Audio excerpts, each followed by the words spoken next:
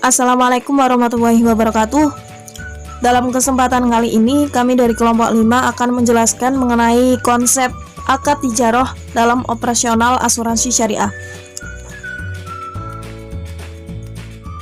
Akad tijaroh adalah segala macam bentuk perjanjian yang menyangkut transaksi untuk mengejar keuntungan atau profit oriented, yang mana akad ini bersifat komersial. Nah, hal ini didasarkan atas kaidah bisnis, bahwa bisnis adalah segala aktivitas yang bertujuan untuk memperoleh keuntungan.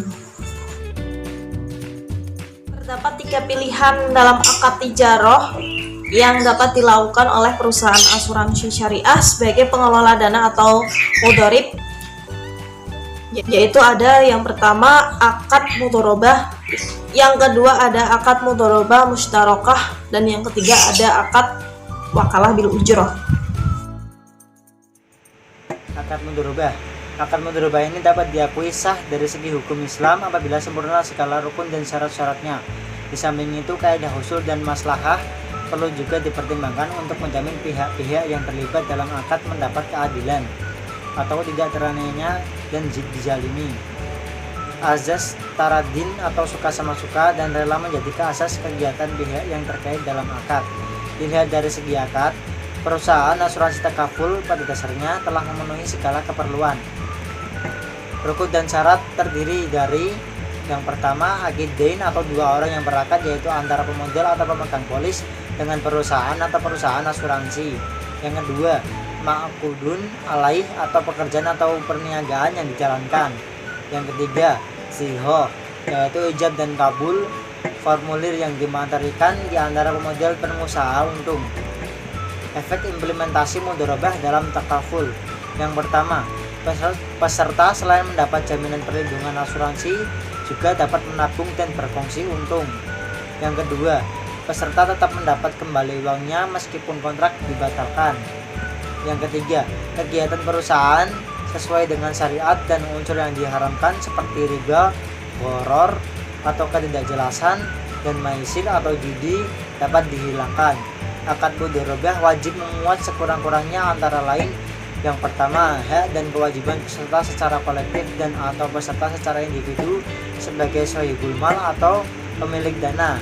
Yang kedua, hak dan kewajiban perusahaan sebagai mudharabah atau pengelola dana, termasuk kewajiban perusahaan untuk menanggung seluruh kerugian yang dapat terjadi dalam kegiatan pengelolaan investasi yang diakibatkan oleh kesalahan yang disengaja, kelalaian, atau ekspektasi yang dilakukan oleh perusahaan.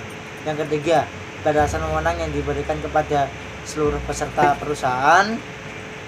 Yang keempat, bagi hasil atau nisbah, cara dan waktu pembagian hasil investasi. Akad mudharabah musyarakah merupakan perpaduan dari akad mudharabah dan akad musyarakah. Dalam akad ini, perusahaan asuransi bertindak sebagai mudharib, pengelola, dan sebagai mustarik investor. Peserta pemegang polis dalam akad tijarah bertindak sebagai sahibul mal investor. Perusahaan asuransi sebagai mudharib menyertakan modal atau dananya dalam investasi bersama dana peserta. Modal atau dana perusahaan asuransi dan dana peserta diinvestasikan secara bersama-sama dalam portofolio. Dalam akad harus disebutkan sekurang-kurangnya: 1. Hak dan kewajiban peserta secara kolektif dan atau peserta secara individu sebagai sahibul mal pemilik dana. 2. Hak dan kewajiban perusahaan sebagai mudharib pengelola dana, termasuk kewajiban perusahaan untuk menanggung seluruh kegiatan pengelolaan investasi yang diakibatkan oleh kesalahan yang disengaja, kelalaian, atau wan prestasi yang dilakukan oleh perusahaan. 3. Batasan wewenang yang diberikan peserta kepada perusahaan. Keempat, cara dan waktu penentuan besar kekayaan perusahaan dan kekayaan peserta. Pembagian hasil investasi dapat dilakukan dengan 2 cara. Pertama, hasil investasi dibagi antara perusahaan asuransi sebagai mudharib dan dengan peserta sebagai sahibul mal sesuai dengan nisbah yang disepakati. Kedua, hasil investasi dibagi secara proporsional antara perusahaan asuransi sebagai mustarik dengan peserta berdasarkan porsi modal atau dana masing-masing. Apabila terjadi kerugian, maka perusahaan asuransi sebagai mustarik menanggung kerugian sesuai dengan porsi modal atau dana yang diberikan. Wakala bil ujroh adalah pemberian kuasa dari peserta kepada perusahaan asuransi untuk mengelola dana peserta dengan imbalan pemberian ujroh. Dalam akad ini, perusahaan bertindak sebagai wakil yang mendapat kuasa untuk mengelola dana peserta atau pemegang polis sebagai individu. Dalam produk saving, dana baru bertindak sebagai mewakil atau pemberi kuasa untuk mengelola dana peserta sebagai suatu badan atau kelompok. Dalam akad baru bertindak sebagai mewakil atau pemberi kuasa untuk mengelola dana, dan wakil tidak boleh mewakilkan kepada pihak lain atas kuasa yang diterimanya, kecuali atas izin mewakil atau pemberi kuasa. Dan akad wakalah itu sendiri adalah bersifat amanah dan bukan tanggungan, sehingga wakil tidak menanggung risiko terhadap kerugian investasi dengan cara mengurangi ujroh yang telah diterimanya, kecuali karena kecerobohan atau wan prestasi.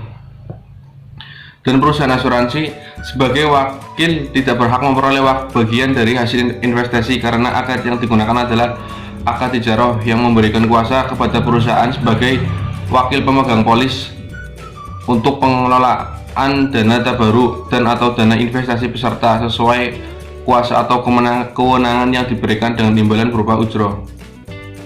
Dan ujroh itu sendiri berasal dari biaya-biaya yang dibebankan kepada pemegang polis. Biaya tersebut dibagi biaya atau ujroh dalam pengelolaan dana tabaru meliputi kegiatan investasi dana tabaru, kegiatan administrasi, klaim, seleksi risiko dan pemasaran, serta biaya untuk pengelolaan dana investasi peserta yang meliputi biaya penambahan dana investasi, penarikan dana investasi, pengalihan dana investasi, dan biaya pengelolaan dana investasi peserta. Demikianlah yang dapat kami sampaikan, kurang lebihnya mohon dimaafkan. The truth is just from Allah and mistake is from us. Wallahul muwaffiq ila aqwamit thoriq. Assalamualaikum warahmatullahi wabarakatuh. Terima kasih.